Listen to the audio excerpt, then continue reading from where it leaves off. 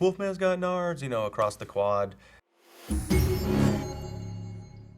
Hey sci-fi fans, Aaron Sagers here, and on August 14th, 1987, a movie came out that taught us many things, including, yes, indeed, the Wolfman does have Nards. Of course, I am talking about the Monster Squad, and I am joined by some of the cast today. Andre, Ashley, Ryan, thanks so much for joining me, guys. Thanks for having Thanks us. for having us. Happy anniversary, Monster Squad. 30th anniversary. That's a Thank big you. deal. Thanks. 30. Wow. Yeah. Because I'm really glad I'm the youngest one. That's all I'm saying. Well, go back, time travel, 30 years. I don't remember a ton of movie posters or advertisements or a ton of marketing.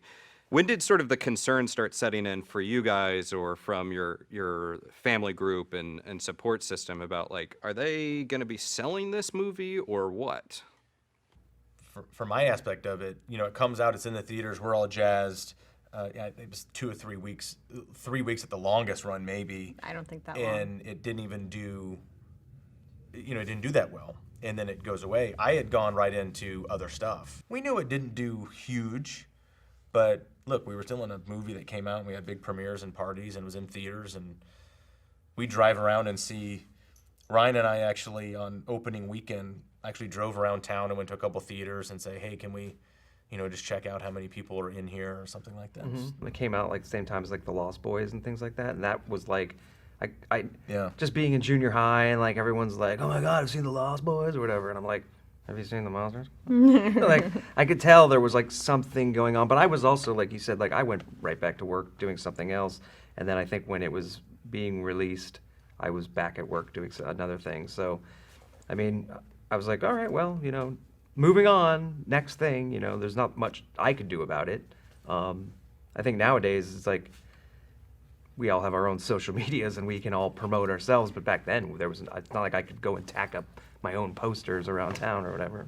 When did you notice that it did have sort of this, I mean, legacy is a big word, but just when you started noticing that it had legs, that people were tuning into it and this thing might stick around for a little bit of time?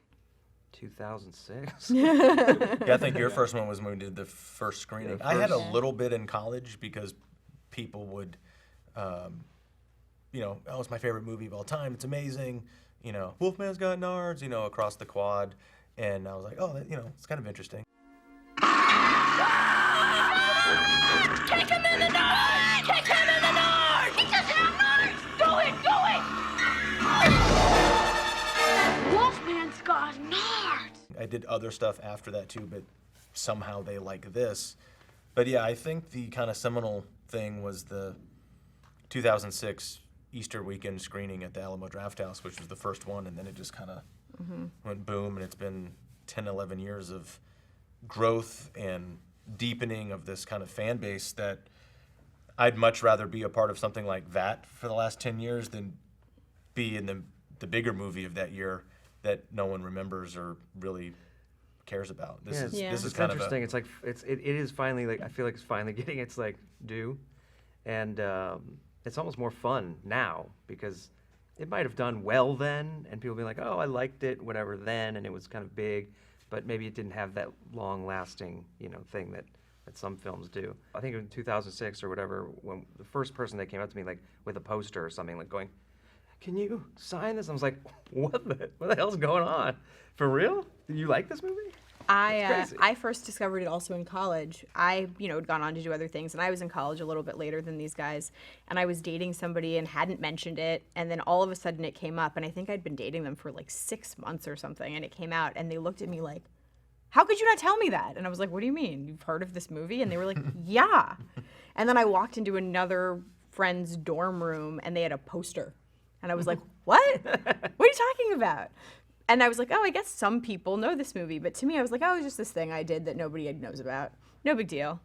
It's kind of interesting and just amazing to see how many people are out there that really, really love this film and really connected with it in some way, whether they saw it in the theater or they saw it on, HBO or at their local video store, which, there's, we hear stories and stories and stories over the last 10 years, and it's just really neat. People stealing the VHS. Oh not yeah, or the returning store it. like, we're tired of you renting it, just take it, you know, or they just straight steal it, finagle some way for their parents to buy it, and then because it was dead media for 20 years, and I don't know of any other kind of special edition DVD release that got prompted by a cast reunion screening at a small theater in Austin, Texas. And so that's kind of another unique kind of aspect to all this, That's that it true. really kind of blew up. And, you know, when the studio put out that special edition DVD, it went bonkers. And they sold out in weeks. And then it was out of print again. Also, something special is that it's growing. It's still going. It's getting bigger. It's not just like, I liked this movie when I was a kid, and now I still like it, and I watch it all the time. What they're saying is, I watch it all the time with my kids. Now they love it. And like, we've met people that were pregnant saying, I can't wait to show them the movie, and then like 5 years later, now they're we know like, the kid. we know that kid now, and it's his favorite movie. So it's just this snowball. It's just growing and keep going and going and going. It's great.